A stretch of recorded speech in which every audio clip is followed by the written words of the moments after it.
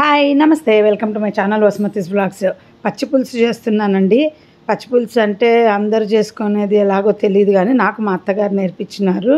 So నేను రెగ్యులర్గా చెయ్యను, బట్ చాలా రోజులైందనేసి నైట్ డిన్నర్కి ఒక్కోసారి మేము ఇంకా ఏం వండాలో అర్థం కానప్పుడు ఇలాగే చేసుకుంటాను. మీకు తెలుసు కదా, నేను ఎప్పుడు చింతపండు నానబెట్టేసి రెడీగా పెట్టుకుంటాను.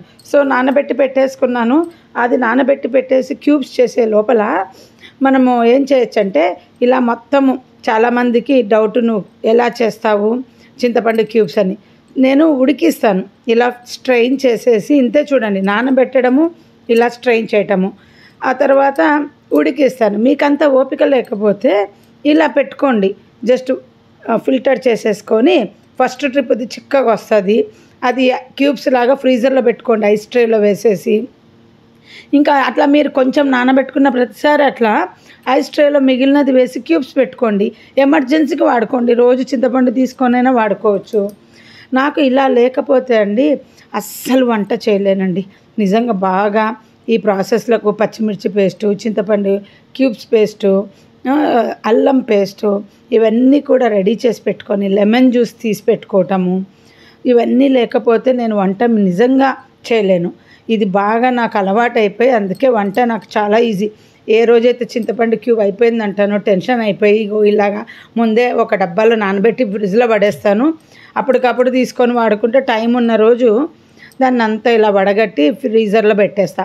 ఉడకబెట్టి ఎందుకు పెట్టుకుంటానంటే, కొంచెం క్వాంటిటీ ఎక్కువ తీస్తాను కదా, ఉడకబెట్టి పెడితే సరిపోతుంది. తక్కువ తీసినప్పుడు ఇట్లా వేసేయచ్చు, ఓపికను బట్టి ఎట్లా పడితే అట్లా. ఎక్కువ చింతపండు నానబెడితే ఉడకబెడతా, లేకపోతే ఇలా పెట్టేస్తాను. సో మా అత్తగారు ఇది చాలా టేస్టీగా ఉండే. ఇప్పుడు రెండోసారి వచ్చింది చూడండి ఈ చింతపండుది. దీన్ని ఫిల్టర్ చేస్తానండి. ఫిల్టర్ చేసి పచ్చిపులుసు ఎలా అంటే, సన్నని ఉల్లిపాయలు, సన్నగా పచ్చిమిర్చి, బెల్లం, చెప్పాలంటే ఉగాది పచ్చడి అనుకోండి, చాలా టేస్టీగా ఉంటుంది. ఎవరన్నా చేసుకోకపోతే కొంచెం చింతపండు రసంతో చేసుకొని చూడండి, చాలా బాగుంటుంది. ఇంకోటి చెప్పనా, మీకు వీలైతే పప్పు పొంగల్లో కూడా తిని చూడండి, కొంచెం స్వీట్గా ఉంటుంది కదా, అన్నంలో కంటే పప్పు పొంగల్లో ట్రై చేయండి. నేనైతే పప్పు పొంగల్కి చేయలేదు, నేను చింతపండు గొజ్జు చేస్తారని విన్నాను, బట్ వాళ్ళు చెప్పిన ప్రాసెస్ చేస్తే నాకు తెలియలేదు టేస్ట్. నాకు ఇప్పుడు మీకు వీడియో ఎడిటింగ్ చేస్తుంటే ఐడియా వచ్చింది, వాళ్ళు చెప్పినది ఇలాగే ఉంటుందేమో అని. ఎందుకంటే పప్పు పొంగలిలో ఉల్లిపాయలు వన్న టేస్ట్ బాగానే ఉంటుంది. ట్రై చేయండి, చాలా టేస్టీగా ఉంటుందండి. ఇది క్రంచీగా ఉంటుంది. ఆనియన్స్ ఏమవుతుందంటే సన్నగా కట్ చేసి అప్పటికప్పుడు అయితే కలిపిన తర్వాత ఒక 5 నిమిషాలు నానబెట్టాలి. సన్నగా పచ్చిమిర్చి పడాల్సింది. ఎంత ఉల్లిపాయలు ఉంటే అంత టేస్ట్. మళ్ళీ లేకపోతే ఉట్టి చింతపండు రసం అయిపోతుంది. సో ఇంకా నైట్ మా పిల్లలందరూ తింటారండి. చాలామంది నేను చూశాను వంకాయ కాల్చి ఆ గొజ్జు లాగా చేసి దీంట్లో కలపడం. నేను ఒకసారి చేసి చాలా బాగుంది టేస్ట్. మా పిల్లలను తినరండి, అందుకనేసి చేయట్లేదు. ఇంకా మా ఇద్దరికి ఏం చేసుకోవాలి, అది కూడా బాగుంది. చాలామంది చాలా రకాలు చూపిస్తారు. ఎండుమిరపకాయలు కాల్చి ఇట్లాగా, ఏదైనా ఇది చేత్తోనే పిండి చేయాలి, అప్పుడే బాగుంటుంది. సన్ననిది ఇలాంటిది జాలి స్ట్రైనర్ ఉంటే మీకు కొంచెం కూడా పీచు పడకుండా మొత్తం స్ట్రైన్ అయిపోతుంది. సో ఇంకా ఇలా చూడండి, నేను ఇదే కాదు, మీరు ఇట్లా కొంచెం నానబెట్టుకున్నారనుకోండి, మీరు ఒక్కసారి ట్రై చేయండి. నా వీడియోస్ చూడడమే కాదు, నా వీడియోస్ ట్రై చేసి నిజంగా మంచిగా చూపించింది, భలే ఈజీగా ఉంది ప్రాసెస్ అని అనుకుంటారు. ఇప్పుడు మామూలుగా ఇంత నానబెట్టుకుంటారు కదా, వంటకు వాడతారు, మిగిలినది ఏం చేస్తారండి, పడేస్తారు కదా, ఫ్రిడ్జ్లో తీసుకుపోయి అలాగే కదా పెట్టేది. లేదా కొందరు ఎంత చింతపండు కావాలో పప్పుకి అంతే వేస్తారు. ఒకవేళ తక్కువ పడుతుంది, ఒకవేళ ఎక్కువ పడుతుంది చింతపండు పులుపుని బట్టి. ఇది మాత్రం ఈ జనరేషన్ పిల్లలు వీడియో చూస్తూ ఉంటే తప్పక ఫాలో అవ్వండి. నేను ఇప్పుడు కొత్తగా ఒకటి స్టార్ట్ చేశాను, షార్ట్ వీడియోలో చూసే ఉంటారు. ఈ జనరేషన్ పిల్లలకు నా ఐడియా అనేది పార్ట్ 1 అని ఎలా అయితే టపర్వేర్ది చెప్పానో అలాగా. నేను నిన్న ఒక వీడియో ఎవరివో ఎపిసోడ్ల ప్రకారం వస్తున్నాయి, నేను అనుకున్న నా వీడియో వచ్చిన తర్వాత అందరూ ఎపిసోడ్లు చేస్తున్నారా అనేసి అనుకున్నా. ఇలా మనకు ఖాళీ అయిన సాస్ సీసాలు, జామ్ సీసాలు, వెనిగర్ సీసాలు కడిగి పెట్టుకొని మీరు ఇలా దాంట్లో వేసి పెట్టుకున్నారనుకోండి, ఫ్రిడ్జ్లో పెడితే ఏమవుతుంది, వాటర్ అంతా పైకి తేలుతుంది, చింతపండు గొజ్జు అంతా కింద ఉంటుంది. సో మీరు ఆ వాటర్ అంతా తీసేసి కావాలంటే ఆ చింతపండు గొజ్జు మాత్రం వాడుకోవచ్చు. రసం చేసినప్పుడు కానీ, పానీపూరి చేసుకునే వాళ్ళకు కానీ అంత ఈజీ. కాకపోతే దాన్ని బయటికి కనిపించేలాగా పిల్లలు ఉన్న ఇంట్లో పెట్టకండి, అది ఏదో డ్రింక్ అనుకొని తాగుతారు. బెస్ట్ ఏంటంటే ఒక కవర్ ఎక్కించి పెట్టుకోండి, వాళ్ళకి అర్థం కాదు. చాలాసార్లు కన్ఫ్యూజ్ అయిపోతారు ఇలా నిమ్మరసం జ్యూసులు, చింతపండు జ్యూసులు. ఎంత ఈజీగా ఉందండి నేను చెప్పేది. చాలా టేస్టీగా ఉంటుంది, ట్రై చేయండి. మా అత్తగారు వచ్చినప్పుడు నేను అన్నీ అడిగి నేర్పించుకునేదాన్ని. అంటే అక్కడ మా అత్తగారింట్లో ఏం చేసేవాళ్ళు కాదు. మా ఇంటికి వచ్చినప్పుడు మా ఆయన కొన్ని అడిగడము, మాటల్లో కొన్ని మా అత్తగారు ఇది చేస్తాం అది చేస్తామని చెబితే అలా నాకు ఆడ ఉన్నాయి కొన్ని ఐటమ్స్ మా అత్తగారు చెప్తే చేసినవి. ఏంటంటే కొబ్బరి పులుసు అని చేశారండి. అది మా ఆయన పెద్ద ఇష్టపడాల. ఎప్పుడో హైదరాబాద్లో ఉన్నప్పుడు పచ్చి కొబ్బరి మిక్సీకి వేసి ధనియాల పొడి ఏదో వేసి అది మీకు చూపించడానికి చేసినా కానీ ఏమవుతుందంటే మా పిల్లలు తింటారో లేదో తెలీదు.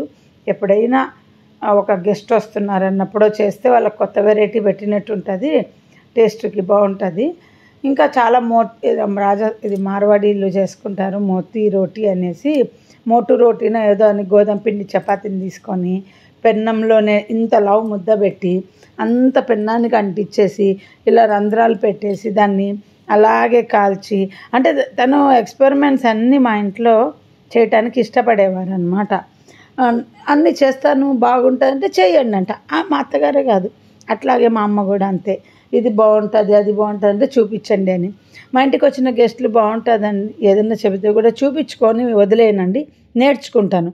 ఒకరితో ఆవకాయ పచ్చడి నేర్చుకున్నానండి, భలే ఉంటుంది అసలు. అంటే ఒకసారి ఎప్పుడో మాకు తినిపించారు. ఎలా చేస్తారంటే మా ఇంటికి వచ్చినప్పుడు చేసి ఇట్లాగే నేను అన్నీ చెప్తున్నాను, చేసి చూపించట్లేదు, జస్ట్ మీకు ఐడియా ఉంటే చేసుకోండి. ఇదైతే నెక్స్ట్ డే బంగాళాదుంప ఫ్రై కోసము ముందు రోజే పొట్టు తీసి ఇలా టప్పర్వేర్లో పెట్టుకున్నా. ఇవన్నీ నా పద్ధతులు మీకు నచ్చకపోవచ్చు. నేను ఎక్కువ వంటలు చేయాలి అంటే ఇలా చేస్తేనే రకరకాల వంటలు చేయగలను. ఇలాంటి ప్లాన్లు ముందు చేయకపోతే అప్పటికప్పుడు నాకు చేత కాదు. ఎందుకంటే చిన్నదేమో ముందు 7:30కి వెళ్ళేది, ఇప్పుడు 7కే వెళ్ళిపోతుంది. మా వారు 8:30కి వెళ్తారు శనివారం అయితే, మిగిలిన రోజులు 9:30కు. ఆ 7కి వెళ్ళాలంటే రోజు అన్నం పప్పు కర్రీ టిఫిన్లు ఏం చేయాలో అర్థం కాదు కదా. అన్నీ ముందట్లా ప్లాన్ చేసుకొని పెట్టుకుంటా. ఎన్ని ఆనియన్స్ వేస్తే దీనికి అంత బాగుంటుంది చూడండి. అది చెప్పినా కదా రోటీ గురించి. ఇంకోటి వంకాయ పచ్చడి ఎట్లా అంటే ఆవకాయది నూనెలో వంకాయలు వేపి తీయాలండి. తెల్ల వంకాయలే నాకు చూపించింది. వేపి తీసి చింతపండు గొజ్జు వెన్నీళ్ళలో వేసి చింతపండు అంత పిసికి పులుపు కోసం ఇంకా ఆవపిండి ఉప్పు కారము ఆవపిండి ఎట్లా కలుపుతామో అట్లా కలిపేసి ఈ చిక్కని చింతపండు గొజ్జు వెన్నీళ్ళలో వేసి తీసినది కలిపేసి పెట్టేస్తే 10 రోజులు ఉంటుందండి, వారం రోజులు ఉంటుంది. భలే ఉంటుంది జర్నీలు చపాతీలకు వాటికి.